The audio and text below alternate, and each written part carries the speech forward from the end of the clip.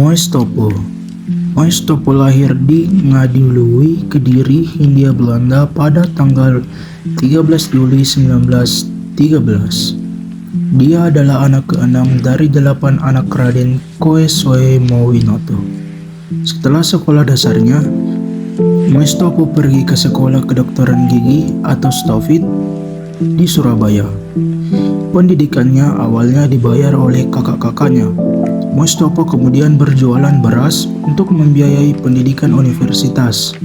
Setelah mengambil pendidikan lanjutan di Surabaya dan Yogyakarta, pada tahun 1937 ia menjadi asisten dokter gigi di Surabaya. Pada tahun 1941 sampai 1942, ia menjadi asisten direktur Stofit. Ketika Jepang menduduki Indonesia pada tahun 1942, Moestopo ditangkap oleh Kempeitai karena dicurigai sebagai orang Indo, campuran Eropa dan Indonesia. Kecurigaan ini didasarkan pada perawakan besar Moestopo. Namun ia segera dibebaskan dan setelah melayani sebagai dokter gigi militer bagi Jepang, ia menerima pelatihan militer di Bogor, satu angkatan dengan calon Jenderal Sudirman dan Gatot Subroto. Ia selesai terbaik di kelasnya. Selama pelatihan, ia menulis sebuah makalah tentang penerapan militer senjata bambu runcing yang diberi kotoran kuda. Dari makalah ini, Moestopo menerima nilai tinggi. Setelah lulus, Moestopo diberi komando pasukan peta di Sidoarjo.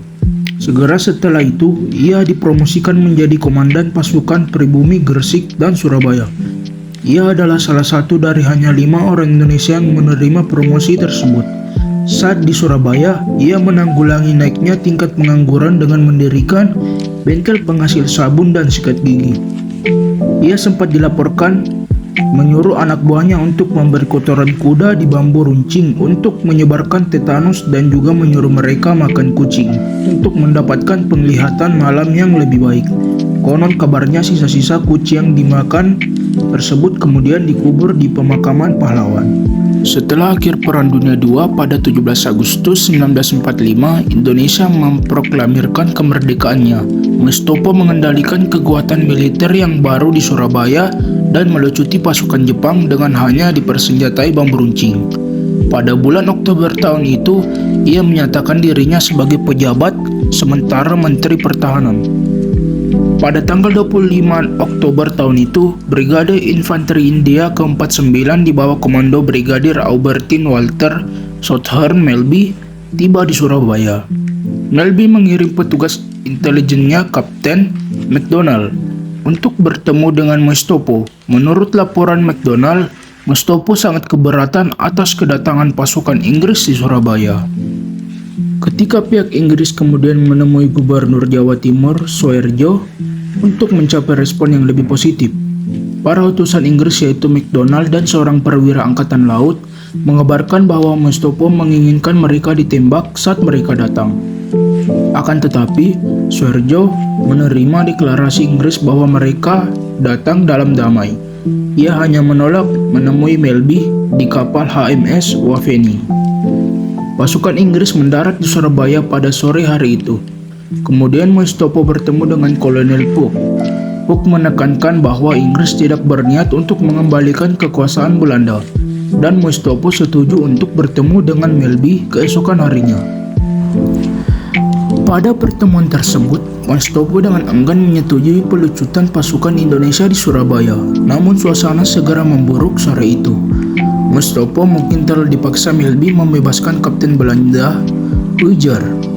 Pada tanggal 27 Oktober, pesawat Douglas C-47 Skytrain dari ibu kota Batavia, saat ini Jakarta, menjatuhkan serangkaian pamflet yang ditandatangani oleh Jenderal Douglas Hawthorne yang menuntut pasukan Indonesia menyerahkan senjata mereka dalam waktu 48 jam atau dieksekusi.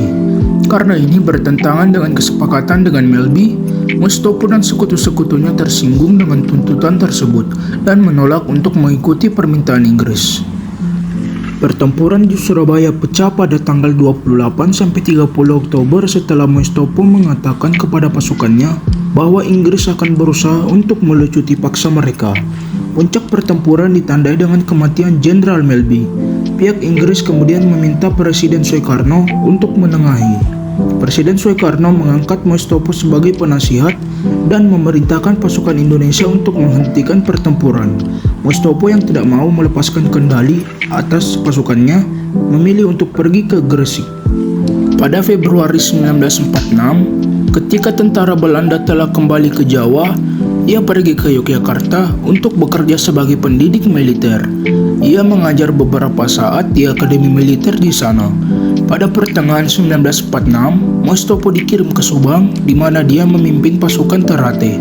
Selain dari pasukan militer reguler, pasukan Ternate di bawah Mustopo juga beranggotakan legiun pencopet dan pelacur yang diberi tugas menyebarkan kebingungan dan mengadakan pasukan dari belakang garis Belanda. Mustopo juga menjabat sebagai pendidik politik bagi pasukan militer di Subang. Pada Mei 1947, setelah menjalani periode sebagai Kepala Biro Perjuangan di Jakarta, ia dipindahkan ke Jawa Timur setelah terluka dalam pertempuran dengan pasukan Belanda. Setelah perang, Mustopo pindah ke Jakarta di mana dia menjabat sebagai Kepala Bagian Bedah Rahang di Rumah Sakit Angkatan Darat, sekarang RSPAD Gatot Subroto Militer. Pada tahun 1952, Mustopo mulai melatih dokter gigi lain di rumahnya saat tidak bertugas. Ia memberikan pelatihan dasar dalam kebersihan, gizi, dan anatomi. Di saat yang sama, ia dipertimbangkan untuk menjabat posisi Menteri Pertahanan dalam Kabinet Wilopo. Tetapi akhirnya ia tidak terpilih, bahkan ia memimpin serangkaian demonstrasi menentang sistem parlementer. Mustopo meninggalkan kursus kedokteran gigi rumahnya pada tahun 1957 dan pada tahun 1958 setelah pelatihan di Amerika Serikat, ia mendirikan Dr. Mustopo Dental College yang terus dikembangkannya sampai menjadi sebuah universitas pada 15 Februari 1961. Pada tahun yang sama, ia menerima gelar doktor dari Universitas Indonesia. Mustopo meninggal dunia pada 29 September 1986 dan dimakamkan di pemakaman Cikutra, Bandung.